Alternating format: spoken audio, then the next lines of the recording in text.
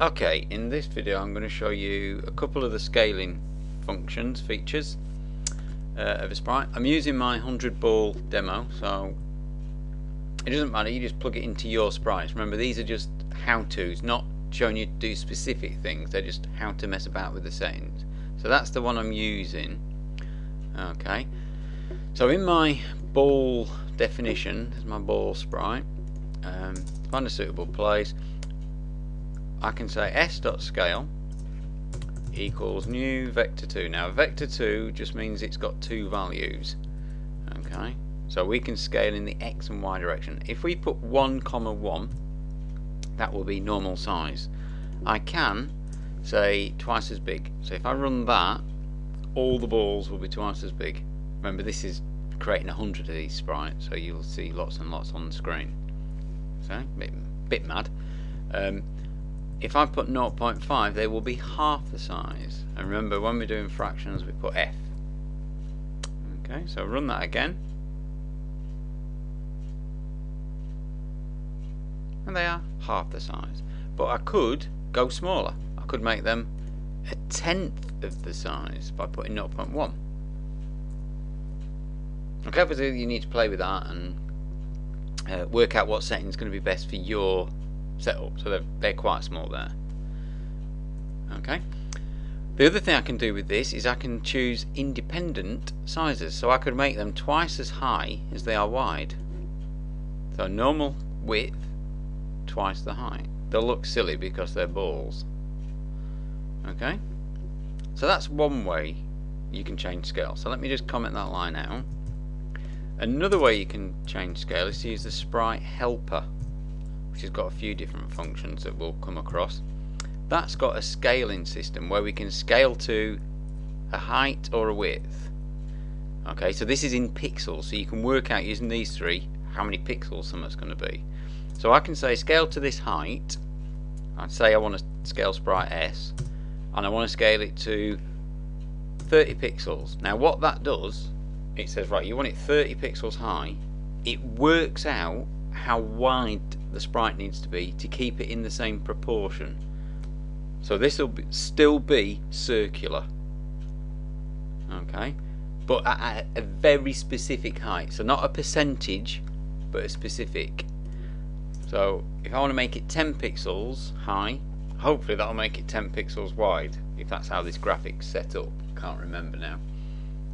Okay, so instead of being a percentage, which is what the scale factor is on the previous line, we can do that. Okay, so comment that out. The other thing we can do is there is something called scale velocity. Now this allows us to control scaling dynamically. So again, it's a vector2. If I put 0.1 f, 0.1 f, I'm going to scale it the same. That will increase the size by 10%, by 1/10 every second. Okay, so I'll just show you that.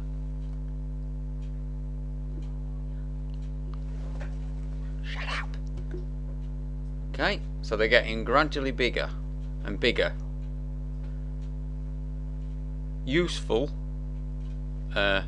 Some might argue it's not very useful, but hey, it depends what you're doing. You might want to make an enemy grow, a boss character be small and have him grow. And using some other techniques I'll show you later, you could, I'll just kill that. Using other techniques I'll show you later, when he gets to a certain scale you might stop him and then he starts attacking your player and kicks him about the screen and what have you. Okay, so automatic scaling is actually quite useful. So this should be treated like 10% per second. So if I set these to something big like 2, that will be 200% increase per second. Let's try that. That'd be very fast scaling. Zoom, really big. Whoa! But I can also do negative values. So I could say minus 0.1 and minus 0.1. So that'll decrease in size by 10% every second. Oops, put minus for that one. Okay, so watch the effect of that. So they'll get smaller and smaller, and then you'll see something weird happen. I think you will anyway, if I remember rightly. So they get smaller, 10% smaller every second. and smaller and smaller and smaller and smaller and smaller. I'm struggling to keep track of them all now. Still getting smaller, still getting smaller, still getting smaller, still getting smaller, nearly down to a couple of pixels in size, probably getting down to a pixel nearly, probably about a pixel now, and then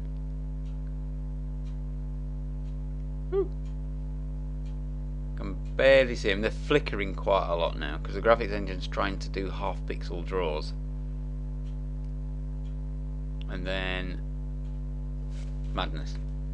Okay, so you can make them shrink as well as grow.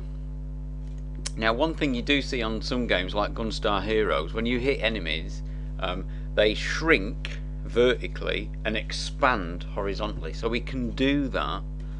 So if we say let's scale them 200% width-wise, but make them shrink vertically. And let's make them shrink vertically 50% a second. Just see the effect of that. I mean, obviously, again, you're going to have to play with this.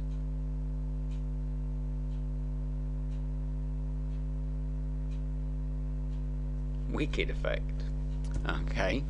Now, what I'm going to do is I'm going to show you something. I'll show you again in another video. But I'm going to capture the point at which those sprites get to a certain height, and I'm going to do that by creating an update handler or a sprite handler. So just below my ball sprite subroutine, I'm going to say void kill. I'm just going to call it kill sprite. So it takes a parameter, because what happens is the game engine will run this code every time it updates all this stuff for us.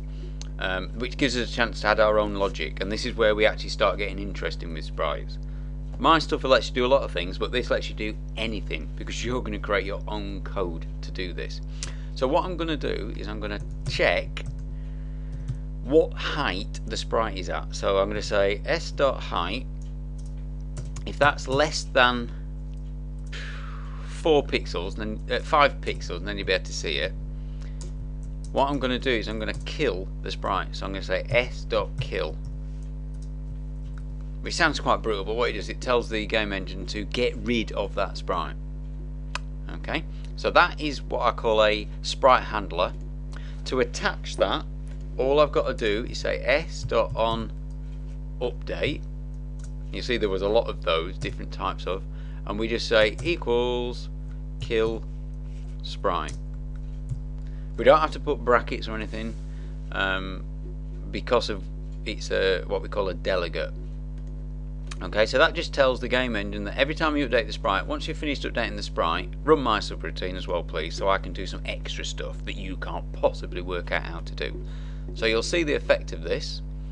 So once the sprites shrink to 5 pixels high, they should, assuming it's going to work and there isn't a horrible bug in the engine, kill them and they'll disappear. There we go. Bang, gone.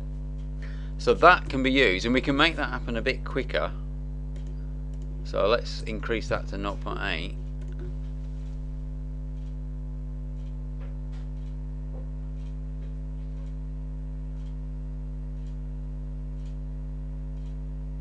Okay, and we can make it even quicker.